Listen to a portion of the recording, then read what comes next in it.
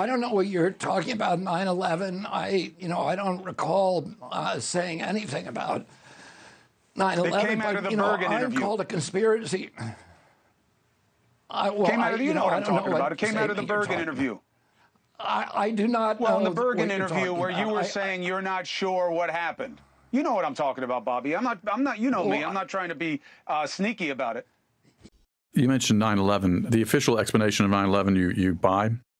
Which is what? Al-Qaeda attacked us on 9/11. I don't know what happened on 9/11. I mean, I understand what the official explanation is. I understand that there is dissent. I have not looked into it. I haven't examined it. I'm not a good person to talk to about it. Well, I mean, so there's doubt in your mind that Al-Qaeda was responsible? Well, I don't know.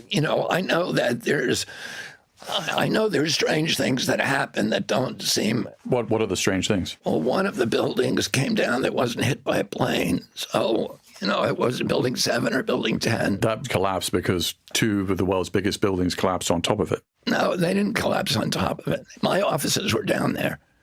My offices were closed. So one of the buildings next to the Trade Center... No, there's pictures of it collapsing. There's nothing collapsing on top of it. I mean, listen, I don't want to argue any theories about this because all I've heard is questions. I have no explanation. I have no knowledge of it. But what you're repeating now, I know not to be true.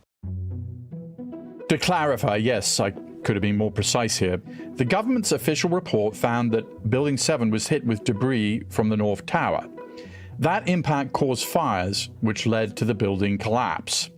It's very well documented, and there's nothing strange about it. I'm not trying to be coy, Chris. I think if you go back and look at that interview or any interview, I never voiced a conspiracy theorist. I may say, I don't know what the facts are, or, I'm willing to question government orthodoxies, but I never advanced a theory about what happened on 9/11. I can tell you that. On 9/11, here was my concern about it. After you did the Bergen interview and people started to process it, they said, hey, you are having Bobby Kennedy on, and he says he doesn't know what happened on 9/11. I went back and I read the whole transcript of the interview. I believe that that's not a fair reading. You did say, I don't know what happened on 9/11, but I do understand the government's reckoning of it, and I don't have any reason to not believe it. Is that what you're saying, or are you saying that you don't know whether you believe what the government says happened on 9/11? This matters. Well, I don't, listen, I've been around long enough that I question everything that the government tells me. And I think people who don't question what the government tells them are not paying attention. When I was a kid, the government didn't lie to us. And 80% of Americans in 1960 believed that the government didn't lie to us. And then a lot of things happening. One, my uncle's assassination. Right. And, the Warren Commission report, which a subsequent congressional investigation came to a completely different conclusion than the Warren Commission report, a congressional investigation that was much more thorough. Then the Pentagon Papers came out in 1973 and showed that the government had systematically lied to us about the war in Vietnam.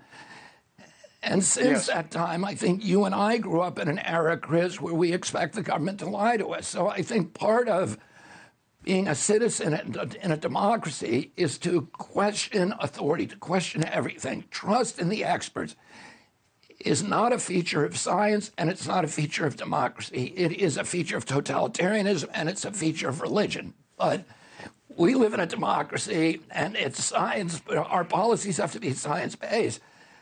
And so we need to question everything. And when new facts come, we need to question them again. And so, I'm not going to say. Understood, but you're not pitching an alternate theory. You're not pitching an alternate theory of what happened on 9/11. No, I've never pitched. Okay. I've never pitched an alternate theory. There's a lot in the air accusing you of it. I want to give you the opportunity to address it, and you have. That's what we do here. So, Bobby Kennedy, again, I've known you a long time. People know that we've been friends for a long time. I don't do you any favors if I don't tell you what they're saying about you and give you a chance to handle it on your own terms for this audience. And that's what you'll get every time out. Thank you so much, Chris. I appreciate it. I've told you before, I want you to always be tough on me, and you're a good journalist, and I appreciate that. It's not tough. It's just fair. If they're going to say it about you, I should say it to you and give you a chance to deal with it face-to-face with the audience. You can come after me when I see you in person. Bobby Kennedy Jr., thank you for taking the opportunity. Happy Easter. Thanks for having me, Chris. Happy Easter to you and your family.